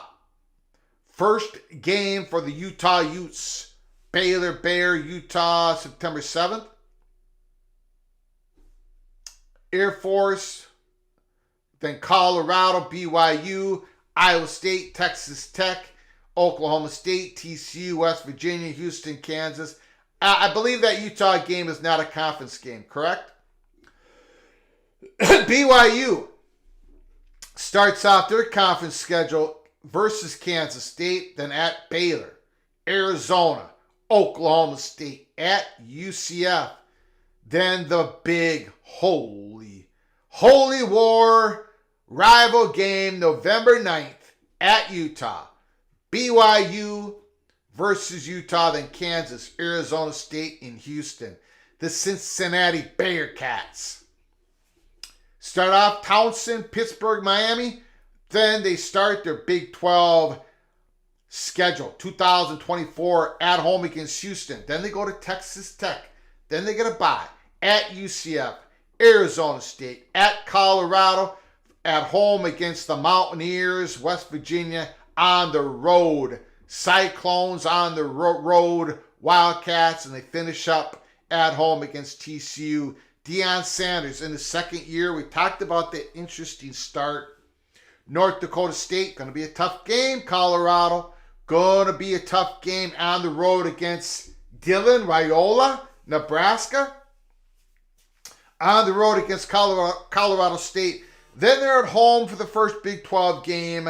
First Big 12 game in a while, in a long time, in a decade. Colorado at home against Baylor. At UCF. At home against Kansas State. On the road, Arizona. At home, Cincinnati. On the road, Texas Tech. At home, Utah. At Kansas.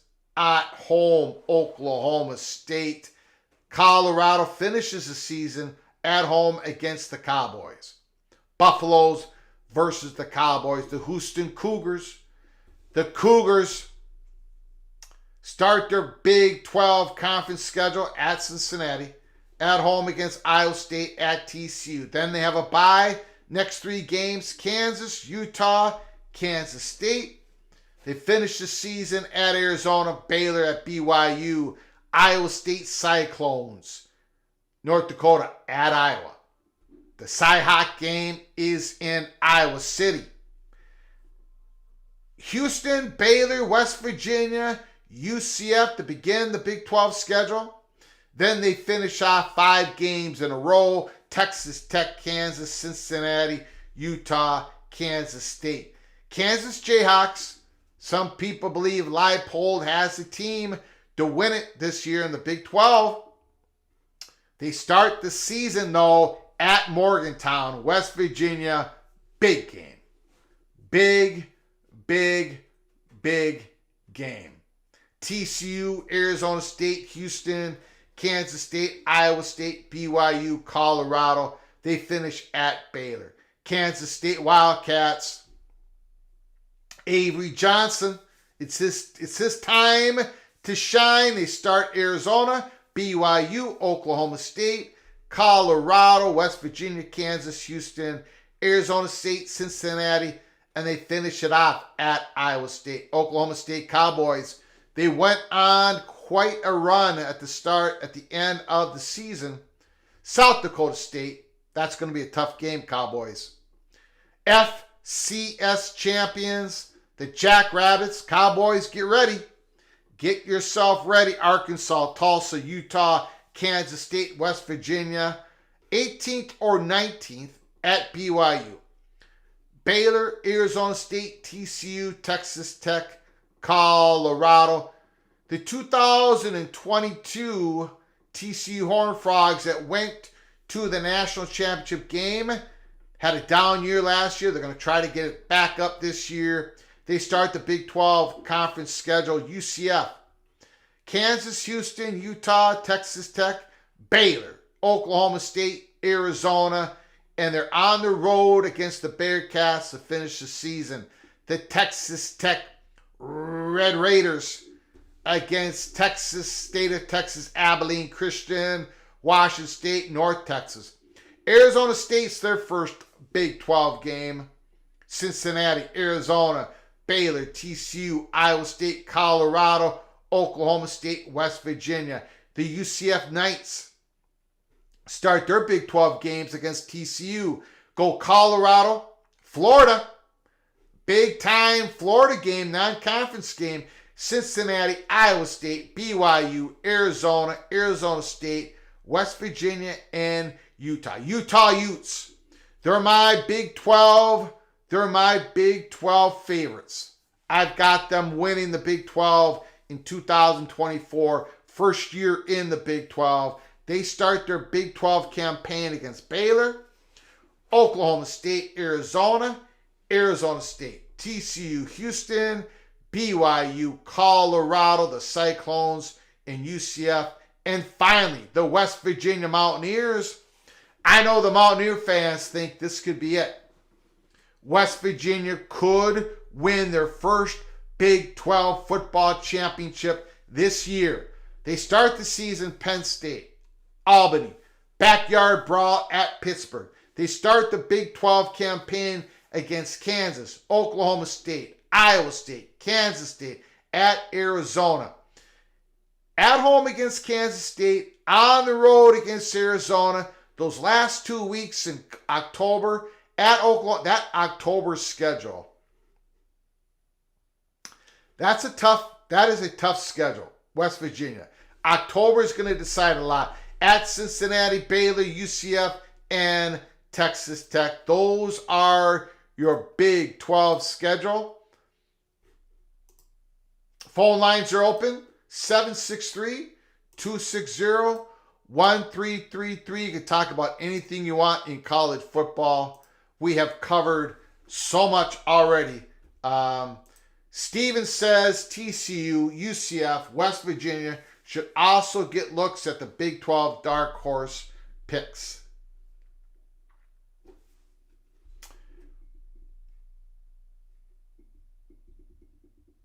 Can you all guess Michigan's last loss? Who was Harbaugh's last college loss? I do not know that one. Breaking news, Tennessee facing major NCAA infractions. Holy smokes. Another breaking news I got to cover. Okay, I'll take a look at it. Thank you, Justin. Appreciate it. Tough start for Kansas State. Let's take a look here. If anybody's got that Tennessee facing major infractions,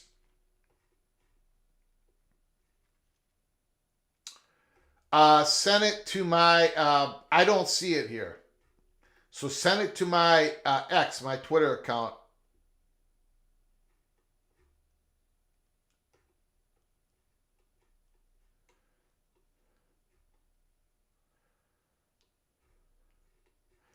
As expected, the Big Ten officially announces the men and women's basketball tournaments will be limited to 15 teams per post-expansion next year, and it will also remain at 20 to 18 conference games respectively.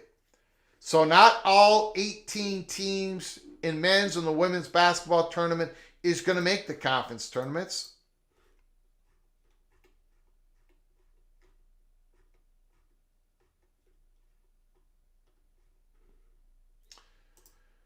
Well, we got the breaking news here. Tennessee breaking news.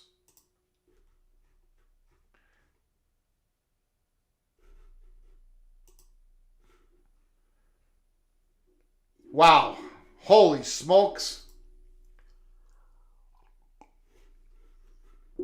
Okay, hold on. I'm going to turn the phone line. I'm going to turn the. We're going to turn the phone calls off for a moment here. We got to cover breaking news. We've got breaking news, ladies and gentlemen. Tennessee is under potential NCAA investigation for NIL violations in multiple sports. Before we get into this article, if you are enjoying our college football YouTube channel today, and if you haven't subscribed yet, please hit the subscribe button, smash the like button if you like our content.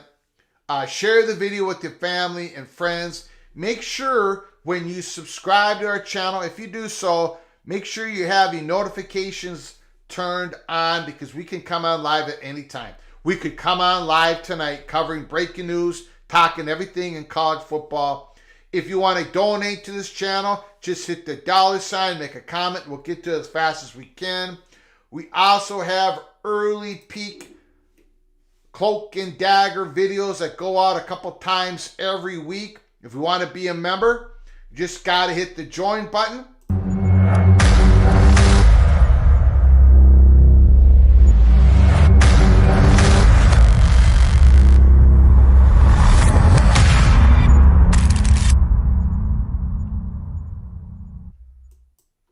Okay, let's get on to more breaking news. Sources: Tennessee under potential NCAA investigation for NIL violations in multiple sports. The Volunteers were penalized last summer for infractions within the football program and could face significant consequences for another major probe. The University of Tennessee is immersed in another NCAA investigation of potential rules violations that is major in nature, sources tell Sports Illustrated. The case involves multiple sports and includes the scrutiny of name, image, and likeness NIL benefits for athletes. Again, we know what this is going on with Florida. Now it's going on with Tennessee. The Volunteers were penalized last summer for more than 200 rules infractions in the football program. That was last summer. The NCAA Committee on Infractions declared that the case was one of the worst the COI has seen, with 18 Level 1 violations that included around $60,000 in impermissible inducements and benefits for recruits. Now the school is back in the NCAA crosshairs, a reoccurrence that could have significant consequences. Holy smokes. Wow. The details are scarce on what Tennessee is potentially facing in the latest case, including the number of involved sports. The school acknowledged the investigation to SI, but declined further comment, other than to say it has not received a notice of allegations from NCAA enforcement. The NCAA also declined comment in a statement to SI. With rare exceptions, the NCAA does not comment. Whoops.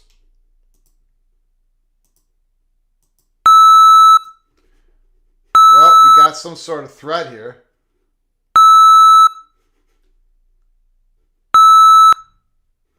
Well, we're taking that off. Anyways, we don't know much. The story doesn't really give us that much. But there is rules with NIL. There is rules with NIL, and they're bringing the hammer to some of these programs. There is rules. It's just it's very difficult to get caught. So it's Tennessee, man. Tennessee, and it's a reoccurrence. If you do something again, I don't know if it's the same violations. It sounds like it might be because they got so many violations last summer. But if you do a recurring, you get in big, big trouble. Chinese are hacking.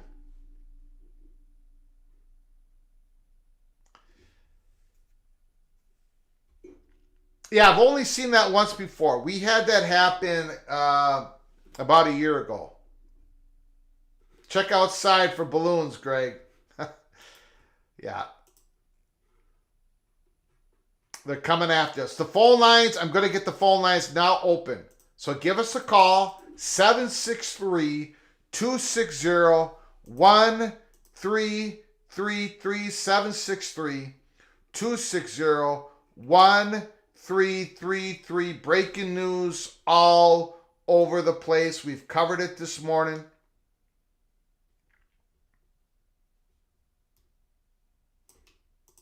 North Carolina Board of Trustees, John Pryor, talking about how North Carolina now has to start looking after North Carolina. This was the last part of the article.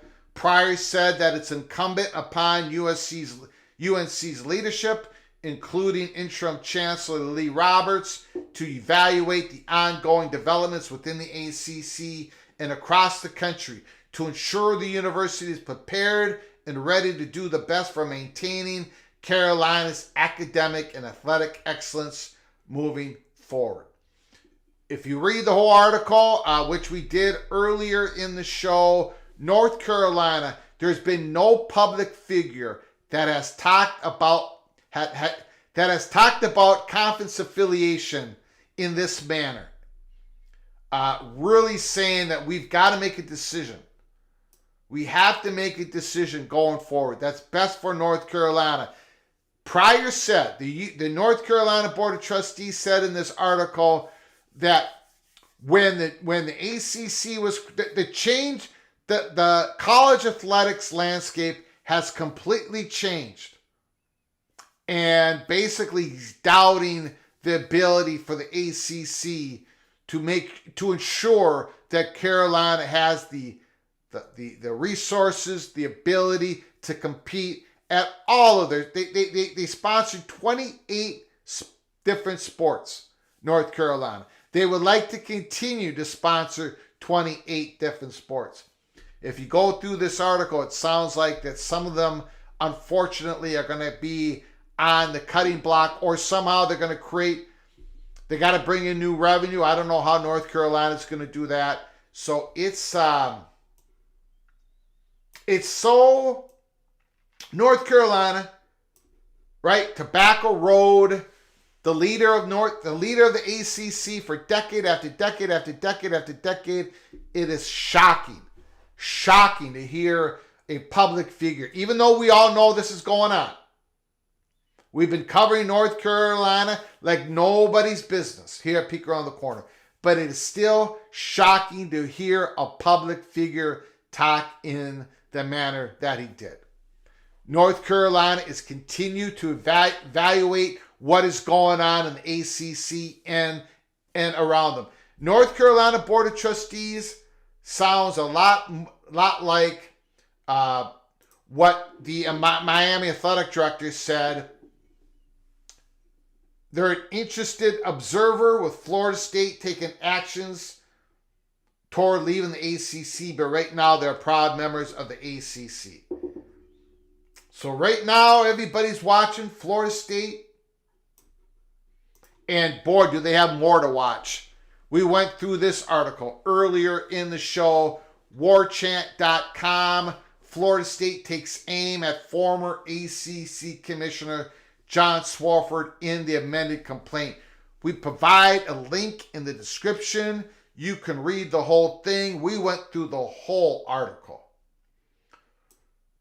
A couple of big points. Extended complaints were filed. Florida State late Monday evening in Leon County. But the big one, to me, the big one is basically Florida State is saying John Swofford, former ACC commissioner, lied. He feigned. He lied to us and everybody else in the ACC when he told us that ESPN had given the ACC an ultimatum that if you do not sign the extended grant of rights from 2027 to 2036, you will not get the ACC network. Why did Florida State put this in their extended complaint? Do they have proof of this? Do they have proof that John Swofford lied to them and everybody else in the ACC? They must have it. That, to me, is the biggest part of the ACC complaint. I know other people have a different take on it. But for me, that is huge. Gigantic. Again, the phone lines are open. 763-260-1333. Weird to me that North Carolina would move to a conference without lacrosse or field hockey. They would, if for example, if North Carolina went to the SEC, those sponsored sports would go in. They would become affiliated to another conference in field hockey or lacrosse. Don't think it's that much of a. North Carolina is not going to make the decision on what conference they go to based upon which conference has field hockey or lacrosse. In my opinion.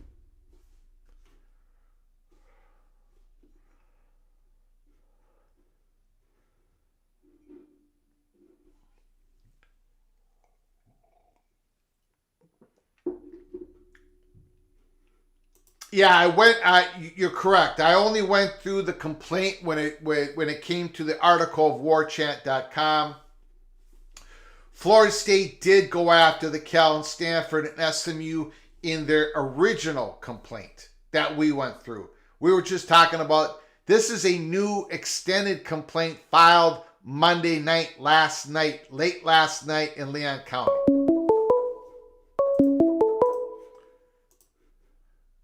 Call from Blue Ridge Coffee Craft.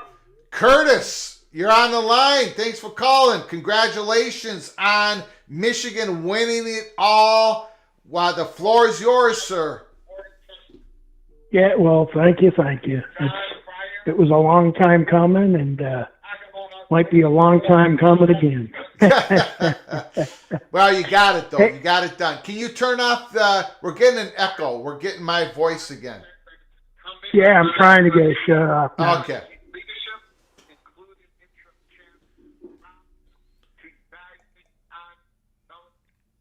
There. Yep. Thank you, sir. Hey, I just wanted to call in, and that was amazing what you had mentioned about Wisconsin's school president and President Ano at Michigan supporting Miami. Yeah. And I had posted on the Michigan board what it was that you stated the other evening about being on a call for roughly 2 hours, and you were told that unequivocally. Yeah. So there's already a few people like, we don't want Miami. They're dirty. We don't want all this crud. And I'm like, dude, relax. If President Ano and the Wisconsin presidents are behind this, there's got to be good things because they're not stupid people. Yeah, and again, Miami might not make it to the Big Ten. This is if Notre Dame and North Carolina don't become available. Was just reporting on Miami's got a lot more support in the Big Ten than most people can imagine. That's basically the report. Not that it was a done deal, just to be clear. Oh, exactly. Yeah. Exactly so. See, I've got some close friends that are former ACC coaches, and they've coached in the ACC for a long time. And I have lunch with them every so often. Mm-hmm. And they told me that there's a lot of smoke, not only with Florida State, but they mentioned a number of the same things that you have been telling people regarding Florida State and the information coming out from their board of directors. Mm-hmm. And they've said the very same thing. But they kept telling me all the time, watch Miami. Yeah. Because they're more of a fit academically, culturally, research, educationally to the Big Ten than any other league in the country. And they said, to be honest, even more so than the ACC. And they said the research, what's it called? The Academic Alliance now. It used to be the consortium. Yeah. But they said if they came into the Big Ten having the Academic Alliance, they said, watch out, because their research will explode and the Big Ten will be happy to have them.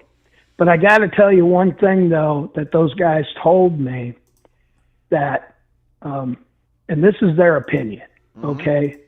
This is just their opinion. But I had told them in a conversation about 3 weeks ago, just before the national championship game, we had dinner over in Richmond, and I had told them what you had mentioned about North Carolina, and they said, well, from what we keep hearing, they're most definitely going to be SEC bound. But then again, you never know. You never know. You never know. There's a couple things going on there, as you know, Curtis. One is the SEC is going to do all they can. They're putting all their chips with North Carolina. They've done some cloak and dagger stuff. And internally, North Carolina is leaning SEC if the implosion happens. From a couple different, not just from the Board of Trustees at North Carolina, but the Board of Governors in the state of North Carolina. So it's all lining up, SEC. But again, we have Peek Around the Corner. We're not going to completely shut down doors on any scenario because it's still too early in the game here. It's still too early in the game, believe it or not. So, well, the further the landmines in this whole case with Florida State and the ACC, what you had stated about the possibility of Florida State not having to have had to sign the extended grant of rights. In other words, as you said, they were possibly lied to according to the article that you read. Yep. And if that's the case, the ACC is done for, because the league committed treason to their members. And the schools that don't get invites to the Big Ten or to the SEC, you just got to pray for them, because they're all good schools. They deserve a good landing spot. But if the ACC did lie to their member schools, that's horrible, and it has to be addressed. Yeah. So anyways, Greg, beautiful. Thanks for the call. Thanks talking. And by the way, continuing to pray for your mom and dad. Thank you. I appreciate it. Thank you, sir. Great call by Curtis. Mr. Michigan Wolverine Curtis.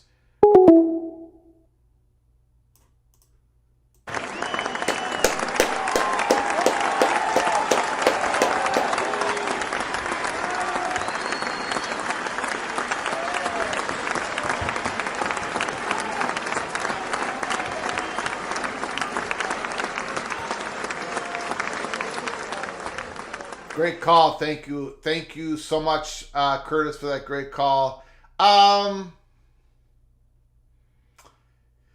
Yeah, I think we're going to shut it down for now. I think we were planning on going for a few hours, but more than 2 hours. We've been on a little bit longer than 2 hours, but I think we're going to shut it down. I think we've covered basically everything. The Board of Trustees, North Carolina, just wild story. They're out in public talking about they're going to have to make a decision. What we got to do is best for Carolina. ACC isn't the vehicle that we may need for North Carolina to compete at the highest level academically and athletically. And then we talked about the Florida State case, extended case, unbelievable day.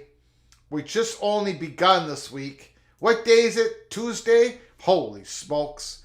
But the biggest star, the biggest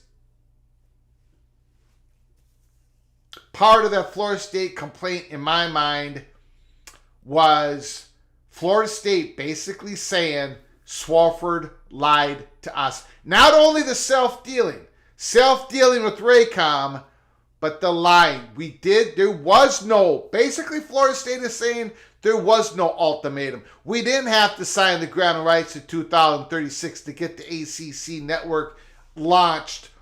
Why did Florida State put that in the complaint? They must have some sort of evidence. They must have something. And boy, if they do, the ACC is in trouble. And the settlement will be a-coming. So I want to thank you all for joining us. If you're new to the channel or if you haven't done so yet, please subscribe to our channel. Before you leave, smash the like button. I appreciate all the donations, the phone call. Thank you, Curtis, for a phone call. Thank you for all the great comments. Big show this morning. If more happens, we're going to be coming on live later tonight. So keep your head on a swivel. PATC community, keep your head on a swivel. Make sure you're subscribed. Make sure you have your notifications on because we cover it like nobody else in the college football YouTube space. So join us once again, possibly later tonight, tomorrow. Whenever it happens, it's going to happen soon. So until next time, from all of us at PATC to all of you, please, you all take great care of each other. Thank you.